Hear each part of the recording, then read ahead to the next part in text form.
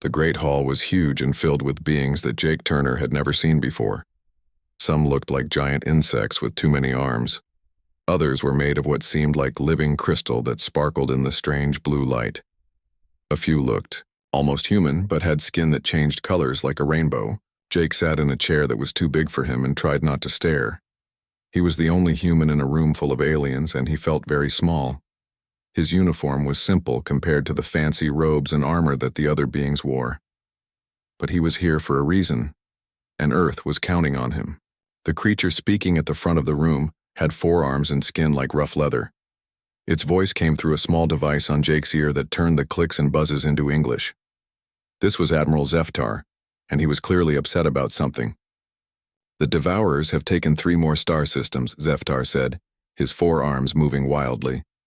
"They destroyed everything, every planet, every station, every living thing. They turned it all into fuel for their machines." A floating image appeared above the center of the room. It showed a map of the galaxy with red dots marking where the enemy had attacked. There were so many red dots that Jake felt sick looking at it. The red was spreading like a disease across the star map. "At this rate, they will reach our home worlds in 20 days, continued the 4-armed admiral. "We have fought them for 200 years, and we are losing." Jake had learned about the Devourers during his 6 months of training before coming here. They were not alive in the way humans understood life. They were machines, but smart machines that could think and plan. They moved from system to system like a swarm of metal locusts, eating everything in their path. The worst part was what they did with what they ate. They turned planets into more machines. They turned the metals into ships and the organic matter into fuel. Every world they consumed made them stronger while making their enemies weaker. A being that looked like it was made of clear crystal stood up. This was Ambassador Kaylani, and her voice sounded like wind chimes when she spoke. "We need new ideas," she said. "We have tried the same plans over and over. We send our ships to fight their ships. We try to defend our worlds, but nothing works. They just keep coming." Jake had studied every battle report they had given him. The war was always the same. The good guys would line up their ships in neat formations. The bad guys would line up their ships in neat formations. They would shoot at each other until one side ran away or died. It was like watching a very deadly game with rules that everyone followed. The problem was that the Devourers were better at this game. They had more ships, better weapons, and they never got tired or scared. They just calculated the best way to win and did it, every single time. An old being at the head of the table spoke up. This was Council Leader Tharn, and he was so old that nobody remembered what species he came from originally. His voice was soft, but everyone listened when he talked. "Captain Turner," Tharn said, looking directly at Jake. "Your people are brave. We have heard stories of human courage. But this war has destroyed civilizations that were building spaceships when your species was still learning to make fire. What could Earth possibly do that we cannot?" Jake stood up slowly. All the alien eyes in the room turned to look at him. Some of those eyes were on stalks, some glowed in the dark, and some were bigger than dinner plates. But they were all focused on him, waiting to hear what the primitive human had to say. "Honored Council Leader," Jake said, trying to keep his voice steady, "I would like to make a request before I answer your question." "Speak," said Tharn. "Give us access to all your military records. Every battle plan, every ship design, every tactical report from the last 200 years. Let us study how you fight and how the Devourers fight. Give us access to your communication network so we can talk to our people back on Earth." The room was quiet for a long moment. Some of the aliens whispered to each other in languages that Jake's translator could not understand. Finally, Tharn spoke again. "This is highly irregular. Military information is closely guarded. Why should we share our secrets with a species that has barely left its own solar system?" Jake took a deep breath. This was the moment that would decide everything. "Because in 5 hours I think we can show you something you have never seen before. Something that might end this war." Admiral Zeftar made a sound that might have been laughter if he had been human. "Young human, we have been fighting this war since before your civilization existed. What could you possibly show us in 5 hours?" "The way humans fight wars," Jake said simply. The crystal being Kaylani shimmered with what Jake had learned was curiosity. How do humans fight wars? Jake looked around the room at all the honorable, noble beings who had been fighting and dying for 2 centuries. They were good people, or good beings anyway. They followed rules. They tried to minimize casualties. They announced their attacks before they made them so that civilians could evacuate. They fought with honor and dignity. We cheat, Jake said. The room exploded with noise. Some aliens made sounds of shock. Others seemed angry. A few seemed confused. But Tharn held up one ancient hand and everyone fell silent. Explain, the old council leader said. You fight like warriors, Jake continued. You line up your ships and have fair battles. You warn your enemies before you attack. You try not to hurt innocent people. These are good things and they make you better beings than we are. He paused and looked around the room again. But the devourers do not care about honor. They care about winning. And we humans have spent 10,000 years learning how to fight enemies who want to destroy us completely. What do you mean by cheating? Asked Admiral Zeftar. We lie. We trick our enemies. We make them think we are doing one thing while we do something else. We attack where they do not expect. We use their strengths against them. We are not honorable fighters. We are survivors. The room was quiet again. Jake could see that some of the aliens looked disgusted. War was supposed to be noble and honorable in their cultures. The idea of lying and tricking enemies was foreign to them. But he could also see hope in some of their faces. After 200 years of losing the same war over and over, maybe it was time to try something different. Council leader, Jake said, addressing Tharn directly. Give us 5 hours with your military data. Let us show you how humans would fight this war. If our ideas are not useful, we will accept whatever role you think is appropriate for Earth in this alliance. And if your ideas are useful? Asked Tharn. Jake smiled for the first time since entering the Great Hall.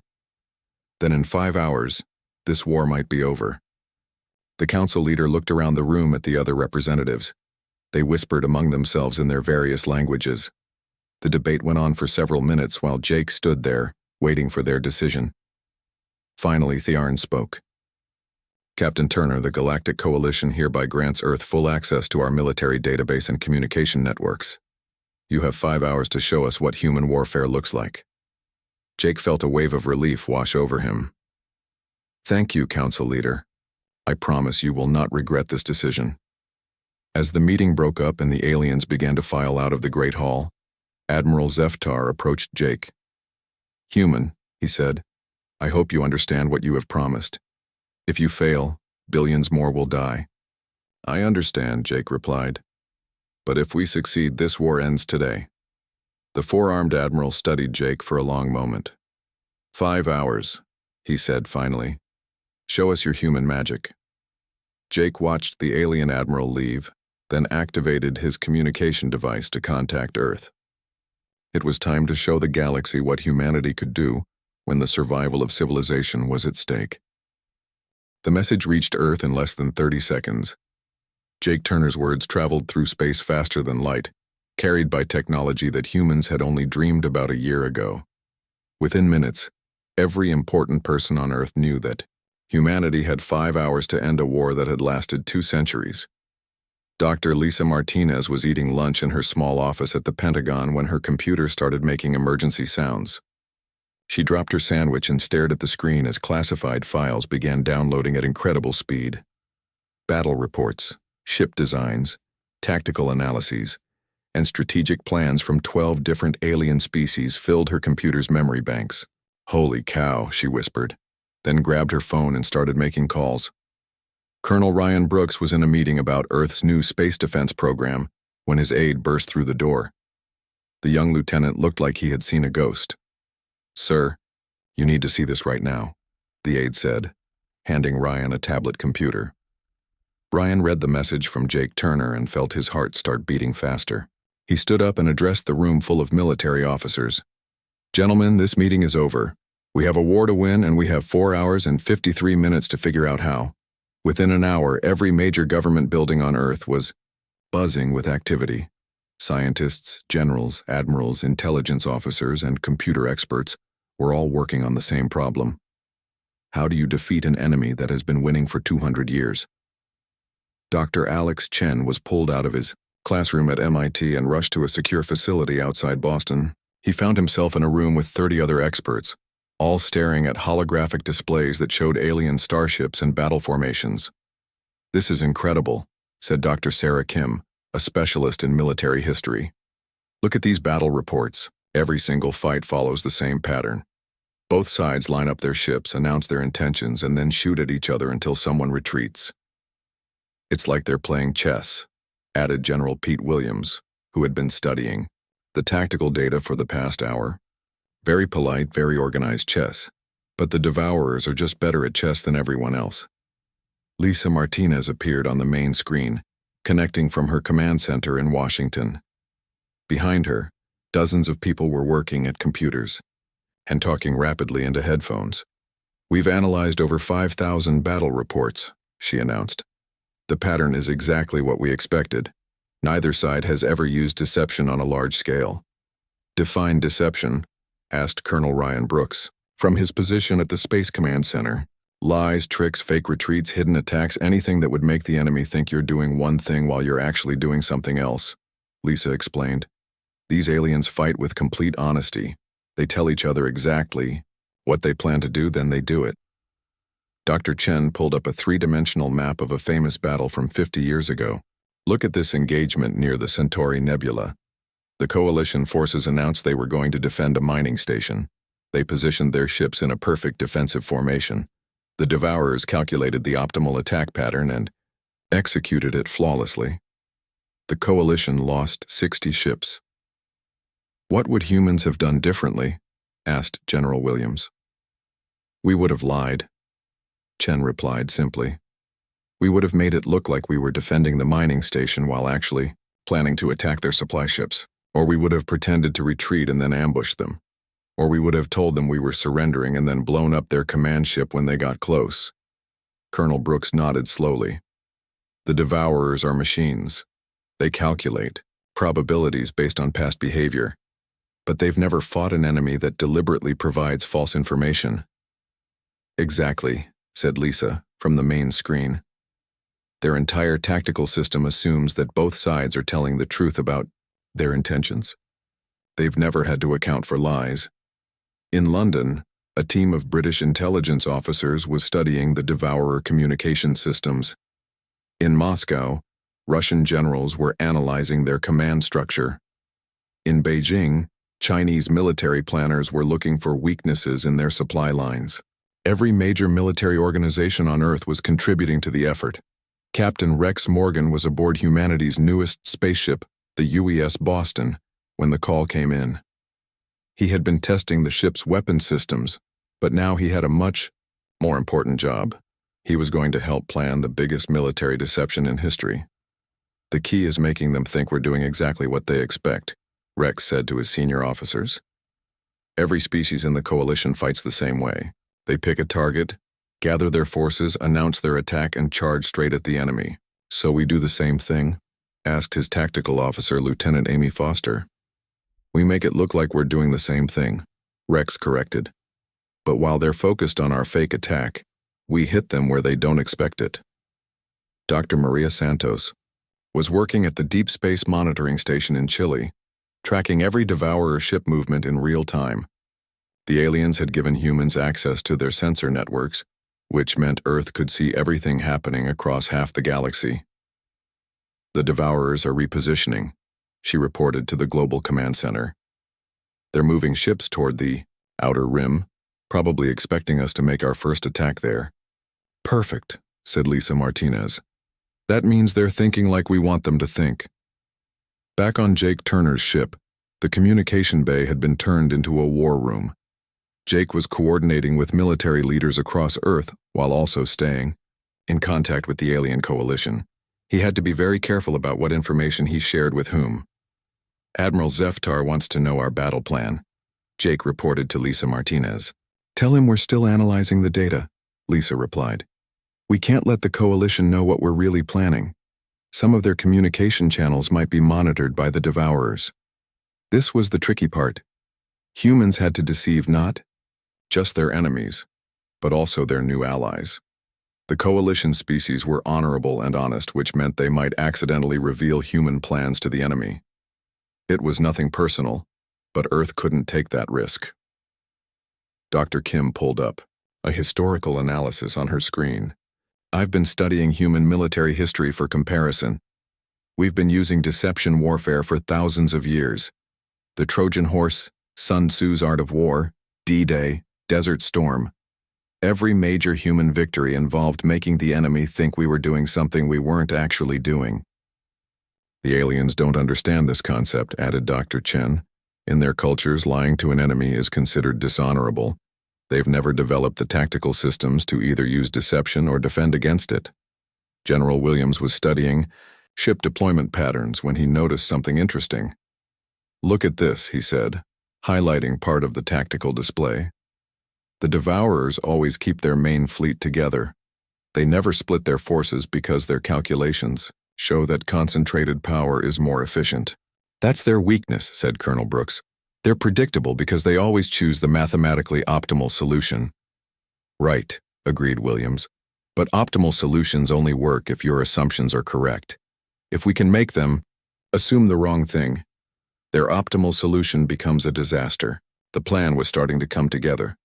It was ambitious, dangerous, and completely insane by alien standards. But it was exactly the kind of plan that humans had been using to win impossible battles for thousands of years. Lisa Martinez looked at the clock on her screen. 3 hours had passed since Jake Turner's message. They had 2 hours left to finalize their plan and convince the galaxy that humanity could end a 200-year war. Status report, she announced to the global network. Deception plan is ready, reported Dr. Chen from MIT. Target analysis complete, added Dr. Santos from Chile. Strike force assembled, confirmed Captain Morgan from the UES Boston. Intelligence network established, said the team from London. Lisa smiled for the first time in hours. Gentlemen and ladies, I think we're ready to show the galaxy how humans fight wars. The clock was ticking, but Earth was ready.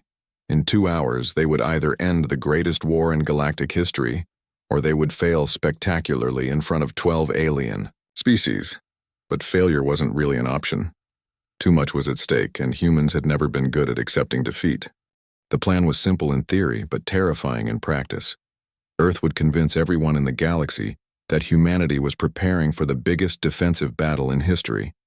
They would make it look like they were gathering every ship, every weapon, and every soldier to make their last stand at the edge of human space. But it was all going to be a lie. Admiral Susan Hayes stood on the bridge of the UES Liberty, humanity's flagship, and looked at the tactical display showing ships arriving from across the galaxy. Coalition vessels were joining with Earth's small fleet near Jupiter, creating an impressive but desperate-looking defensive formation. Admiral Zeftar's ships just dropped out of hyperspace, reported her communications officer, Lieutenant Dan Kelly. He's requesting permission to take position in our defensive line. Susan nodded. Grant permission, but remind him that we're following human tactical doctrine now. Everything goes through our command structure. This was the hardest part of the deception. The coalition allies had to believe they were really preparing for a last stand. If they knew it was fake, they might accidentally give away the plan. Their honor codes made it impossible for them to lie convincingly, so they had to believe the lie was real. On Earth, General Pete Williams was coordinating the most elaborate fake military buildup in human history. Thousands of soldiers were moving to defensive positions on 12 different worlds. Supply ships were carrying ammunition and food to fortified bases. Engineers were building walls and bunkers that looked exactly like what any military expert would expect. The important thing is that everything has to be real, Pete explained to his staff officers. These defenses aren't fake. These troop movements aren't fake. We really are building the strongest defensive line we can. The only fake part is that we don't plan to use it. Colonel Ryan Brooks was working with alien engineers to build weapons platforms around Earth's moon. The construction was being broadcast on open communication channels, making sure that Devourer spy systems could see exactly what humanity was doing. They need to think we're scared, Ryan said to his engineering team. Every calculation they Make has to tell them that we're doing exactly what a new species would do when facing extinction. We're building walls and hoping they're strong enough. The broadcasts were carefully planned. Human military leaders gave interviews where they talked about defending Earth with everything they had. They discussed the courage it would take to face the Devourers in open battle. They showed footage of families saying goodbye to soldiers who might not come home. All of it was true, which made it convincing. The families really were saying goodbye. The soldiers really were preparing to risk their lives. The only lie was where the real battle would happen. Dr. Maria Santos was monitoring Devourer communications from her station in Chile. She watched as enemy ships began changing course across the galaxy, all turning toward human space. "It's working," she reported to the command center. "They're taking the bait." The Devourers were doing exactly what humans hoped they would do. Their computer brains calculated that humanity represented the weakest link in the Coalition defense. If they could destroy Earth quickly, they could eliminate the Coalition's newest ally and demoralize the remaining species. More importantly, the Devourers were bringing everything they had. For the first time in 200 years, they were concentrating their entire fleet in one location. They wanted to end the war with one massive victory that would break the Coalition's will to fight. Captain Rex Morgan was aboard the UES Boston, coordinating with Coalition ships that were arriving every hour. The alien commanders were brave, but confused by human tactics. "Why are we spreading our ships so thin?" asked Captain Veltar of the Zenthran Defense Force. His crystalline form sparkled with anxiety as he studied the human battle plans. "Because we need to cover multiple approach routes," Rex explained patiently. "The Devourers might try to attack from different directions." This was partially true, but the real reason was that human ships needed to be positioned for a quick escape. When the deception was revealed, most of the Coalition fleet would need to retreat quickly to avoid being destroyed. Lieutenant Amy Foster was managing communications between human ships and their alien allies. She had to be very careful about what information she shared and what she kept secret. "The Vorthak Admiral wants to know why we're not concentrating our firepower," Amy reported to Rex. "Tell him that human defensive doctrine emphasizes flexibility over raw power," Rex replied. "We need to be able to respond to threats from multiple angles." The aliens accepted this explanation because it sounded reasonable. They didn't realize that the entire defensive strategy was designed to fail in a controlled way that would allow most ships to escape. Meanwhile, on a secret channel that only humans could access, the real war plan was taking shape. Commander Nick Cooper was leading a small task force of 12 ships on a mission that nobody else knew about.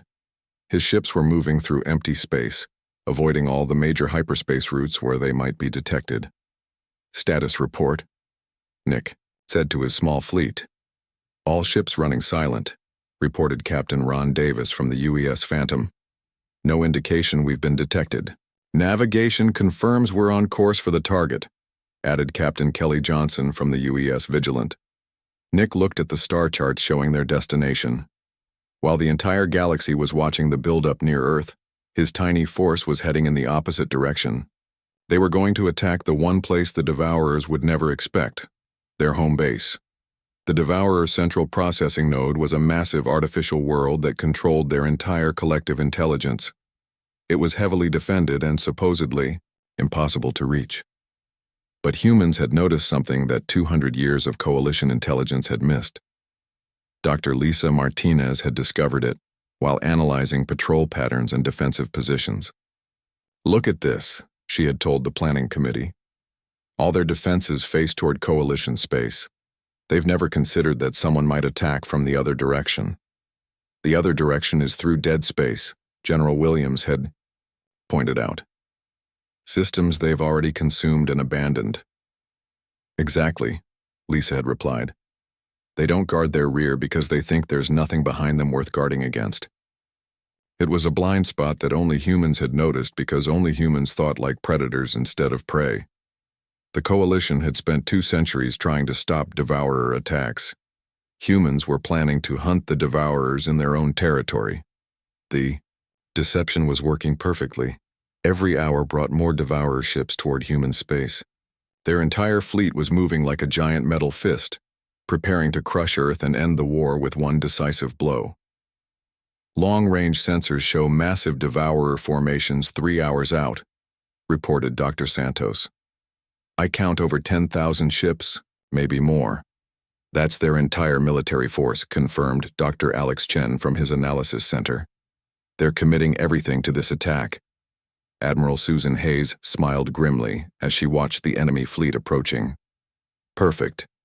The more ships they send here, the fewer ships will be guarding their home base. The timing had to be exact. The deception had to hold long enough for Commander Cooper's strike force to reach their target. But it also had to collapse in a controlled way that would allow the coalition fleet to escape before being destroyed. All ships, prepare for Phase 2, Susan announced on the human command channel. In 1 hour we find out if this crazy plan actually works. On Earth, families gathered around television screens to watch news reports about the approaching battle. They didn't know that their loved ones were about to participate in the greatest military deception in galactic history. They only knew that everything they cared about was about to be decided in the darkness of space. The Devourers came on like a metal storm, confident that they were about to win the war that had consumed the galaxy for 2 centuries. They had no idea that they were flying into a trap that would use their own strengths against them. Humanity held its breath and waited for the moment when everything would change. Commander Nick Cooper floated in the command chair of the UES Shadow as his small fleet drifted through the graveyard of dead worlds. Around them, the remains of planets that had once been home to billions of people spun slowly in the darkness. The Devourers had stripped away everything useful and left behind only empty rocks and metal debris. It's hard to believe this used to be the Kalani system, whispered Lieutenant Sarah White from her position at the sensor station. My briefing, files said it had 7 beautiful garden worlds. Focus on the mission, Nick replied, though he felt the same sick feeling in his stomach. They were flying through a cemetery that stretched across light years, and somewhere ahead was the machine intelligence that had created all this death. Captain Ron Davis spoke quietly from the UES Phantom. Long-range sensors are picking up the target. It's exactly where our intelligence said it would be. Nick activated the tactical display and felt his breath catch in his throat. The Devourer Central Processing Node was enormous, an artificial world that had been built from the remains of consumed planets. It was covered with communication towers, manufacturing facilities, and defensive weapons. Thousands of smaller ships moved around it like metal insects.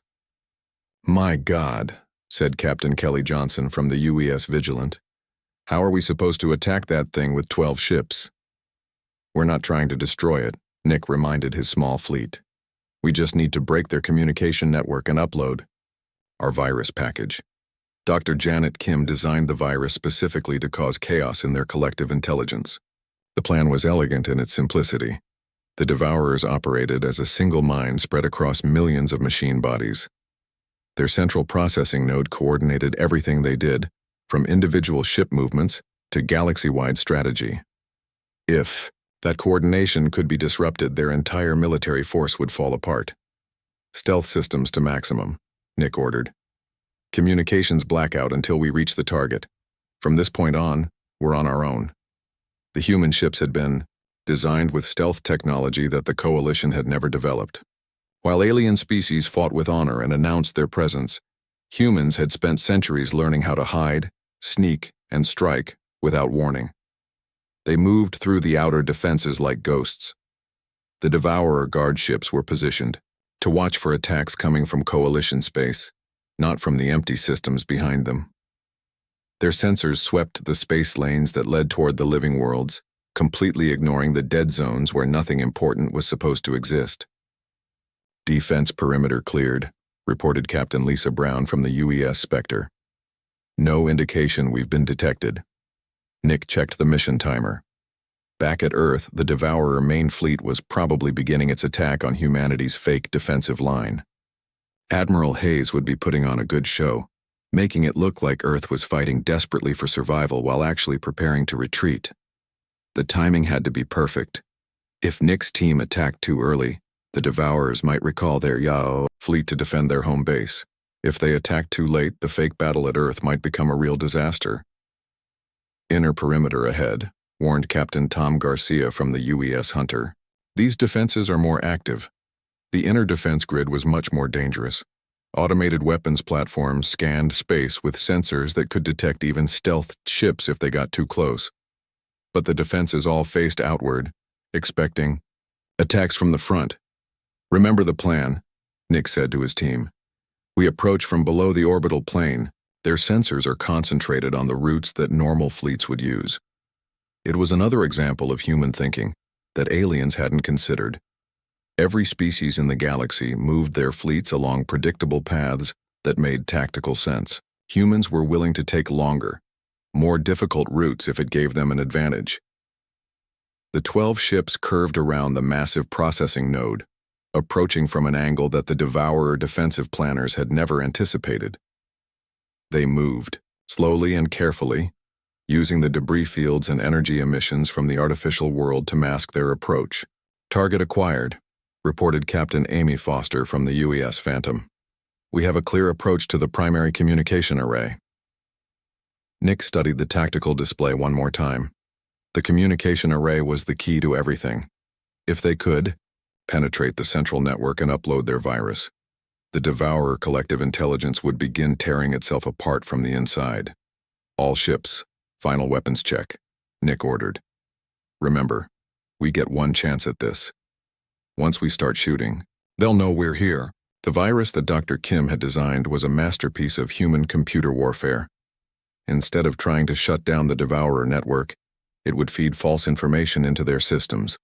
Individual ships would receive contradictory orders. Navigation systems would provide wrong coordinates. Tactical computers would misidentify targets. "Approach vector confirmed," said Captain Davis. "We're 30 seconds from weapons range." Nick felt his heart beating faster. Everything that humanity had worked for in the past 5 hours came down to the next few minutes. If this attack failed, the war would continue, and billions more would die. "All ships, this is Commander Cooper," he announced to his small fleet. "Today we end a war that has lasted 2 centuries. Today we show the galaxy what humans can do when everything depends on getting it right. Attack." The 12 human ships dropped their stealth fields and opened fire simultaneously. Laser beams and missile trails lit up the darkness as they struck the communication array with concentrated firepower. The Devourer defenses reacted instantly, but they were facing the wrong direction. "Direct hits on the primary array," shouted Captain Johnson. "Defensive systems are coming online." "Upload teams, go," Nick ordered. Captain Ron Davis led the technical assault from the UES Phantom. His ship accelerated toward the damaged communication tower, while defensive weapons began, firing at them from all directions. Explosions lit up space around them as they dodged between the massive structures that covered the artificial world. "Uploading the virus package now," Davis reported, as his ship connected directly to the Devourer network. "Dr. Kim's program is spreading through their systems." The effect was immediate. Warning lights began flashing across the processing node as the virus infected computer after computer. The Devourer collective intelligence, which had operated flawlessly for thousands of years, suddenly found itself drowning in false data and contradictory commands. "It's working," said Captain Garcia. "Their defense grid is starting to fire randomly." "All ships withdraw immediately," Nick ordered. "The virus will do the rest." The human fleet pulled back from the artificial world as chaos spread through the Devourer network. Ships that had been moving in perfect formation suddenly began changing course randomly. Defensive weapons started firing at their own facilities. Communication systems that had coordinated a galaxy-wide empire began sending gibberish. "Commander, we're receiving reports from across Devourer space," reported Lieutenant White. "Their entire fleet is in disarray. Ships are stopping in mid-flight, turning around or attacking each other." Nick smiled for the first time in hours. "Signal Admiral Hayes. Tell her that Phase 2 is complete. The Devourers are no longer a coordinated threat." Back at Earth, the fake battle was just beginning. But now it didn't matter how many ships the Devourers had sent. Without their collective intelligence to coordinate them, they were just individual machines following basic programming. The war that had consumed the galaxy for 2 centuries was ending not with a massive space battle, but with 12 human, ships and a computer virus that turned the enemy's greatest strength into their fatal weakness. Course for home, Nick ordered his fleet. I think our work here is done. The galaxy would soon learn that humanity had just demonstrated something that no other species had ever imagined. Sometimes the smallest force, striking at exactly the right place and time, could defeat the largest enemy. Admiral Susan Hayes was watching the tactical display when everything changed. One moment, 10,000 Devourer ships were approaching Earth in perfect formation, ready to deliver the final blow that would end the war. The next moment they were scattered across space like leaves in a hurricane. What just happened? Asked Lieutenant Dan Kelly from his communications station. Susan smiled as she read the message from Commander Cooper's strike team. The virus worked, she announced to her bridge crew. The Devourer collective intelligence is collapsing. On the main screen, they could see enemy ships spinning out of control, firing randomly, or simply stopping in the middle of space. The massive fleet that had seemed unstoppable just minutes ago was now a collection of confused individual machines with no central coordination. All Coalition ships, this is Admiral Hayes, Susan broadcast on the main communication channel. The deception is over. The real attack has succeeded. The Devourer threat has been neutralized. Admiral Zeftar's voice came back immediately, filled with confusion and disbelief. Admiral Hayes, what do you mean the deception is over? I mean that everything we've been doing for the past 5 hours was a fake battle designed to distract the enemy, Susan explained. While they were focused on attacking Earth, we sent a small team to destroy their central command system. The silence on the communication channel lasted for almost a full minute. When the alien voices finally returned, they were a mixture of shock, anger, and amazement. You lied to us, said Captain Veltar of the Zenthran Defense Force. His crystalline form was flickering with what Susan had learned was extreme agitation. We lied to everyone, Susan confirmed, including our own allies. It was the only way to make the deception believable. Council Leader Tharn's ancient voice cut through the chatter. Admiral Hayes, explain exactly what you have done, Huxan. Activated the main tactical display so that all the Coalition ships could see what was happening across the galaxy.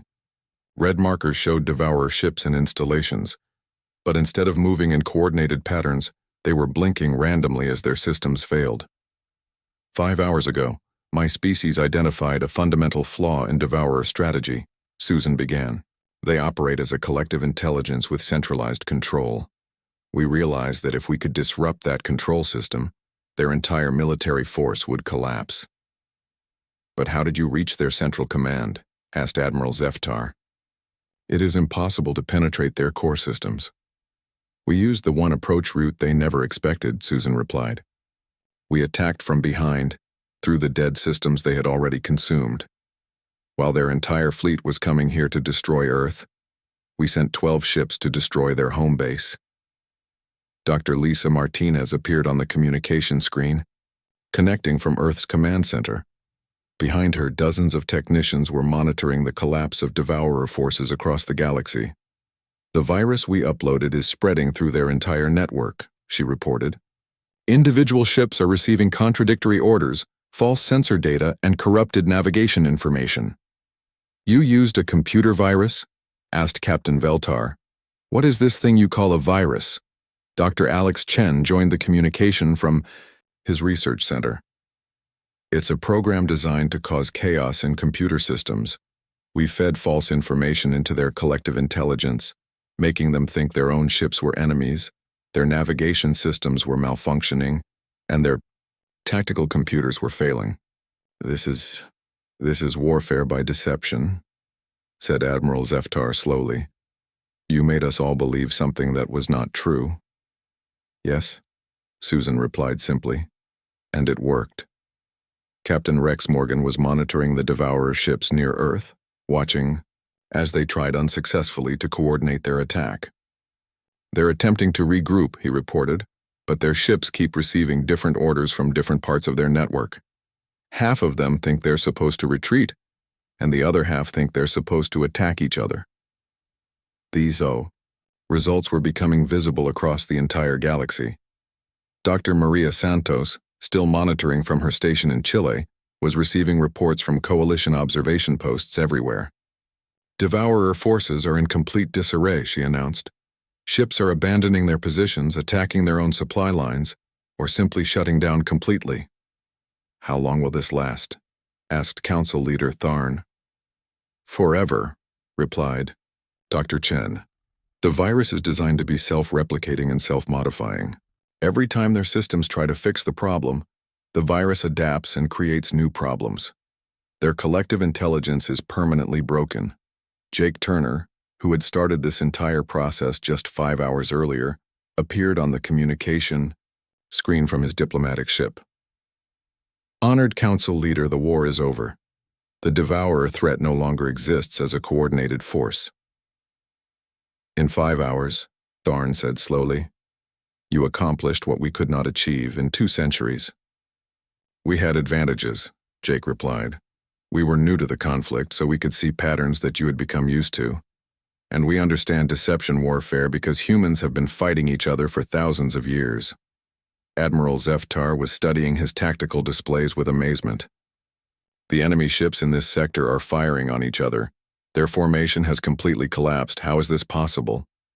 Because they were never taught to think independently, explained Susan.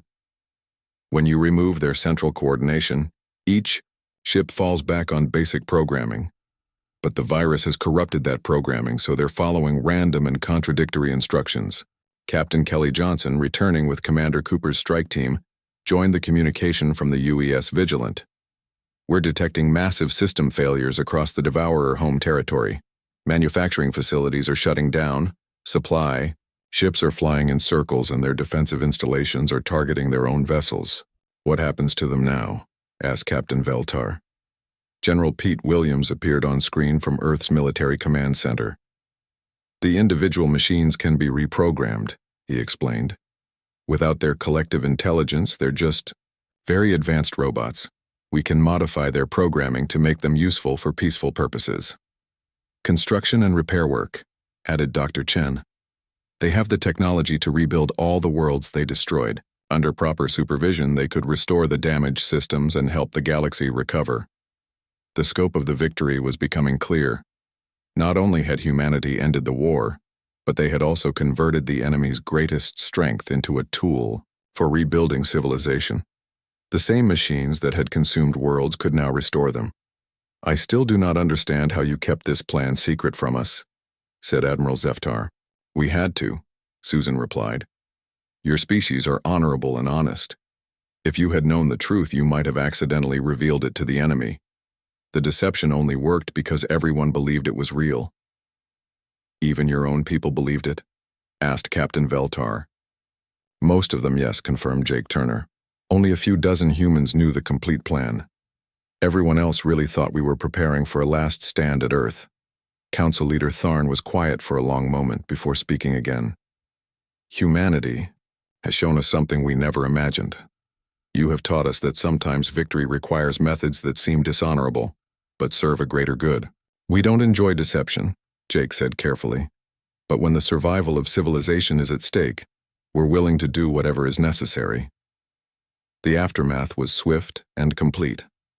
Across the galaxy, Devourer ships were powering down or being captured by coalition forces. The massive military machine that had threatened to consume everything was now nothing more than scattered individual units following corrupted programming. Status report from all sectors, Admiral Hayes requested. Devourer resistance has ended. In the Outer Rim, reported Captain Morgan. Core worlds report complete enemy withdrawal, added Dr. Santos. Strike team returning to base, confirmed Commander Cooper. 5 hours after humanity had joined the Galactic Coalition, the greatest war in galactic history was over. The species that had barely achieved interstellar travel had ended a conflict that had consumed civilization spanning millions of years. Welcome to the Coalition, humanity, said Council Leader Tharn. The galaxy is in your debt. Jake Turner looked around at all the alien faces on his communication screens and smiled. Thank you, Council Leader. I think this is the beginning of a very interesting partnership. The war was over, but humanity's role in galactic civilization was just beginning.